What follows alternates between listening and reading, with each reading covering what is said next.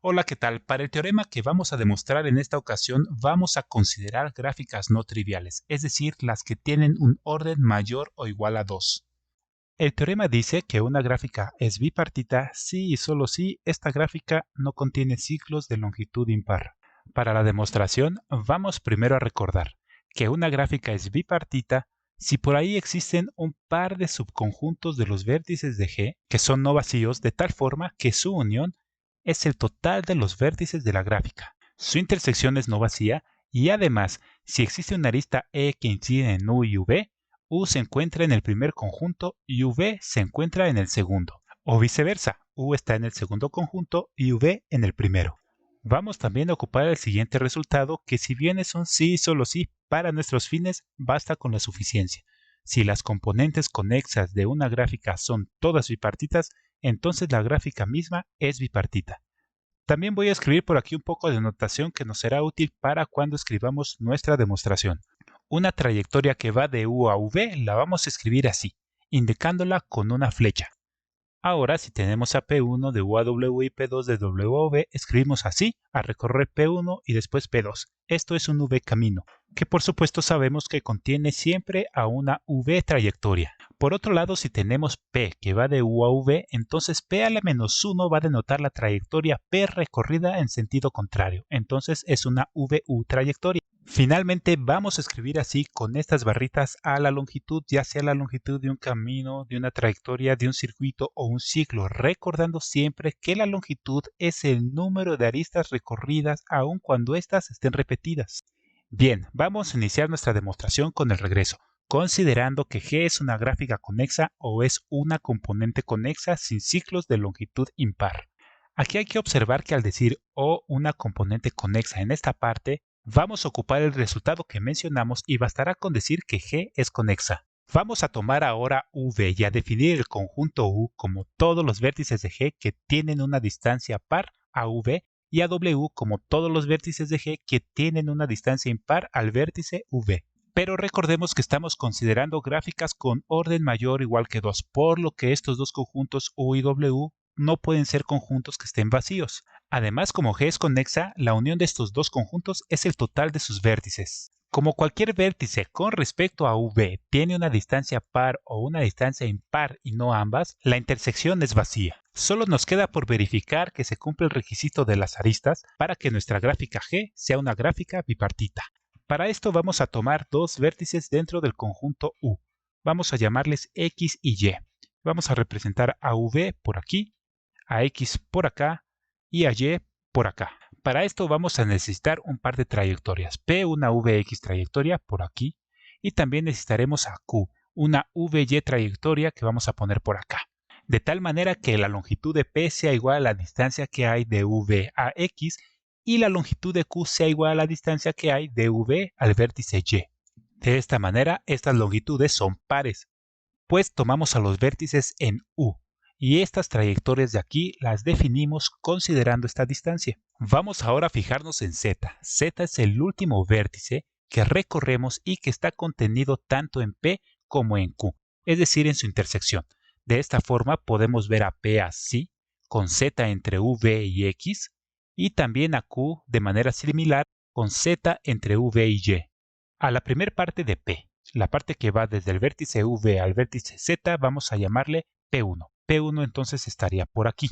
Y a la parte final que va de Z a X le llamamos P2, este de por acá. Tenemos aquí a P1 y a P2. Muy parecido en Q, de V a Z vamos a llamarle Q1 y de Z a Y, Q2. Aquí arriba tendríamos entonces a Q1 y por aquí abajo tendríamos entonces a Q2.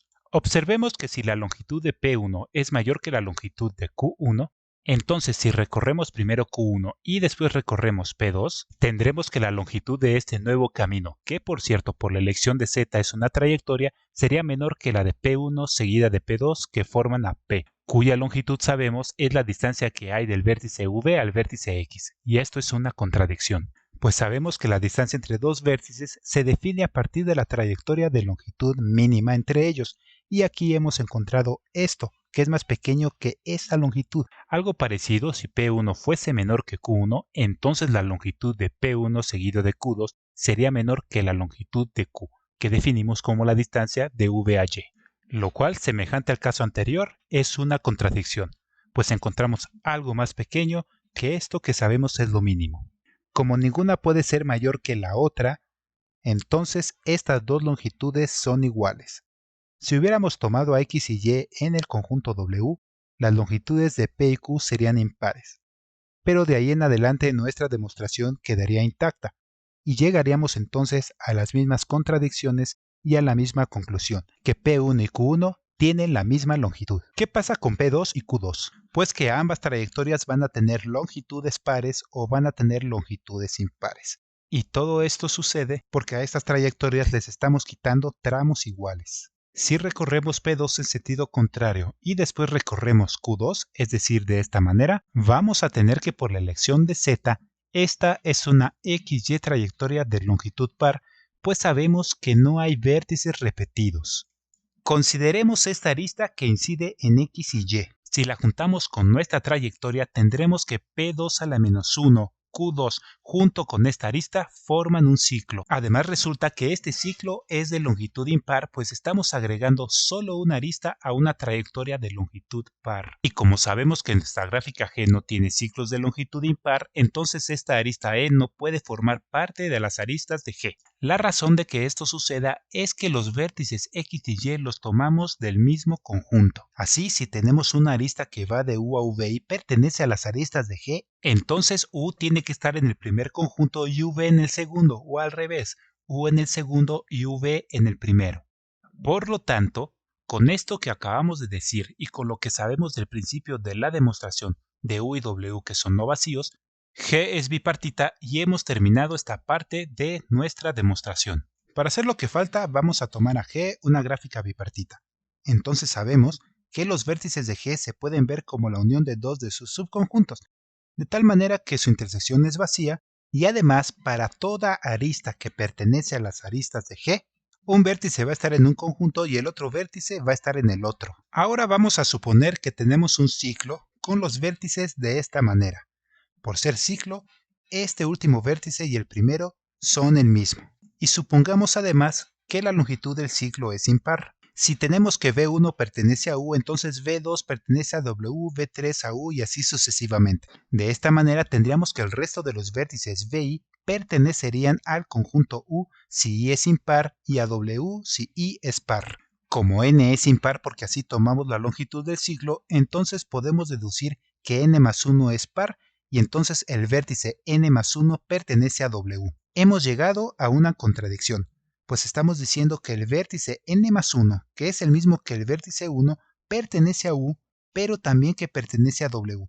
Esto no puede pasar, porque sabemos que G es bipartita, y entonces la intersección de estos dos conjuntos U y W es vacía. Si consideramos ahora que V1 pertenece a W, entonces el resto de los vértices estará en U si I es par o en W si I es impar. De esta manera, concluimos que Vn más 1 pertenecerá en este caso a U. Esto es una vez más una contradicción, pues otra vez estamos diciendo que el vértice 1 pertenece al conjunto W, pero también al conjunto U. La contradicción se está dando al decir que n más 1 es un número par, por lo tanto n no puede ser impar. Esto fue a raíz de suponer que la longitud del ciclo es impar. Esto no puede pasar dentro de la gráfica G. Por lo tanto, G no tiene ciclos de longitud impar, y así nuestra demostración queda completa.